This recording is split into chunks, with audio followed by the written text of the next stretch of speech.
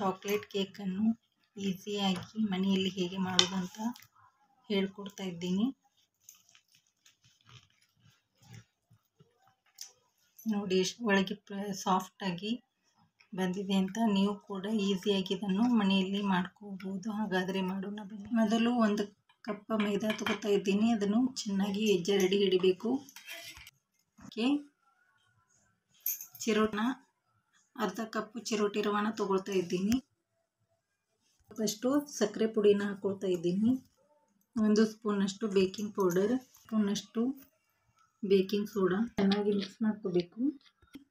1 ಕಪ್ಪಷ್ಟು ಕೋಕೋ ಪೌಡ್ರನ್ನ ತಗೊಳ್ತಾ ಇದ್ದೀನಿ. ಇದನ್ನು ಕೂಡ ಚೆನ್ನಾಗಿ ಜರಡಿ ಹಿಡ್ಕೋಬೇಕು. ಚೆನ್ನಾಗಿ ಮಿಕ್ಸ್ ಮಾಡ್ಕೋಬೇಕು.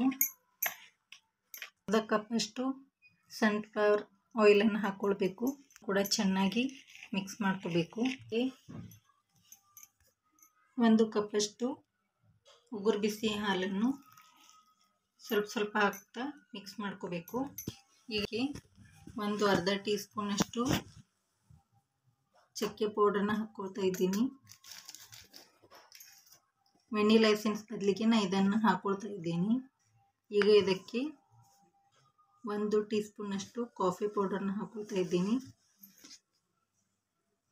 ಇನ್ನು ಸ್ವಲ್ಪ ಹಾಲು ಬೇಕಾಗುತ್ತೆ. ಅದಕ್ಕೆ ಇನ್ನೂ ಸ್ವಲ್ಪ ಹಾಲನ್ನು ಆ್ಯಡ್ ಮಾಡ್ಕೊಳ್ಳೋಣ. ಚಿರೋಟಿ ರವೆ ಹಾಕಿರೋದ್ರಿಂದ ಇದನ್ನು 10 ನಿಮಿಷ ಚೆನ್ನಾಗಿ ಅಬ್ಸಾರ್ಬ್ ಆಗೋವರೆಗೂ ಚೆನ್ನಾಗಿ ನೆನೆಯಲು ಬಿಡಬೇಕು.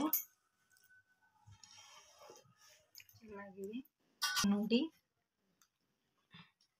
ಹಿಟ್ಟು ಚೆನ್ನಾಗಿ ಬ್ಯಾಟರ್ ಚೆನ್ನಾಗಿ ನೆನೆದುಕೊಂಡಿದೆ. ಇದಕ್ಕೆ ಇನ್ನೂ ಸ್ವಲ್ಪ ಹಾಲನ್ನು ಮಿಕ್ಸ್ ಮಾಡ್ಕೋಬೇಕು. ಹಿಟ್ಟು ಈ ರೀತಿ ಕನ್ಸಿಸ್ಟೆನ್ಸಿಯಲ್ಲಿ ಇರಬೇಕು. ಇದಕ್ಕೆ ಟೂಟಿ ಫ್ರೂಟಿನ ಹಾಕ್ಕೊಳ್ತಾ ಇದ್ದೀನಿ. ನೀವು ಬೇಕಾದರೆ ಡ್ರೈ ಫ್ರೂಟ್ಸ್ನ ಹಾಕ್ಕೋಬೋದು. ಚೆನ್ನಾಗಿ ಮಿಕ್ಸ್ ಮಾಡ್ಕೋಬೇಕು. ಈಗ ಬ್ಯಾಟರ್ ರೆಡಿಯಾಗಿದೆ. ಕೈಯಲ್ಲಿ ಮಾಡ್ತಾ ಇದ್ದೀನಿ. ಈಗ ಇದಕ್ಕೆ ಸ್ವಲ್ಪ ಎಣ್ಣೆಯನ್ನು ಎಲ್ಲ ಕಡೆ ಸ್ಪ್ರೆಡ್ ಮಾಡ್ಕೋಬೇಕು. ಹಿಟ್ಟನ್ನು ಡಸ್ಟ್ ಮಾಡ್ಕೋಬೇಕು ಚೆನ್ನಾಗಿ. ಎರ್ರ್ ಪೇಪರ್ ಕೂಡ ಯೂಸ್ ಮಾಡಿ ಚೆನ್ನಾಗಿ ಡಸ್ಟ್ ಮಾಡ್ಕೋಬೇಕು. ಈಗ ಬ್ಯಾಟರನ್ನು ಇದಕ್ಕೆ ಹಾಕ್ಕೊಳ್ತಾ ಇದ್ದೀನಿ. ಈ ರೀತಿ ಚೆನ್ನಾಗಿ ಟ್ಯಾಪ್ ಮಾಡ್ಕೋಬೇಕು. ಚೆನ್ನಾಗಿ ಮಾಡ್ಕೋಬೇಕು. ಈ ರೀತಿ ಹಂಚನ್ನು ಕಾಯಲು ಇಡಬೇಕು. ಹಂಚು ಚೆನ್ನಾಗಿ ಕಾಯ್ದಿದೆ.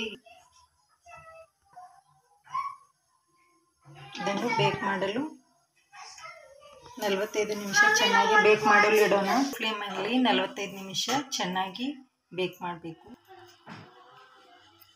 ನೋಡಿ ವೀಕ್ಷಕರೇ, ಇದು ಚೆನ್ನಾಗಿ ಬೇಕಾಗಿದೆ. ನೋಡ್ತಾ ಇರ್ಬೋದು ನೀವು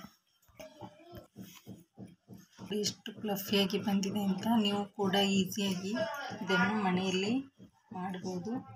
ಈ ರೆಸಿಪಿ ನಿಮಗೆ ಇಷ್ಟವಾಗಿದ್ದಲ್ಲಿ ನನ್ನ ಚಾನಲ್ಗೆ ಲೈಕ್ ಮಾಡಿ, ಶೇರ್ ಮಾಡಿ, ಕಮೆಂಟ್ ಮಾಡಿ. ನನ್ನ ಚಾನಲ್ಗೆ ಸಬ್ಸ್ಕ್ರೈಬ್ ಆಗಿ. Thanks for watching.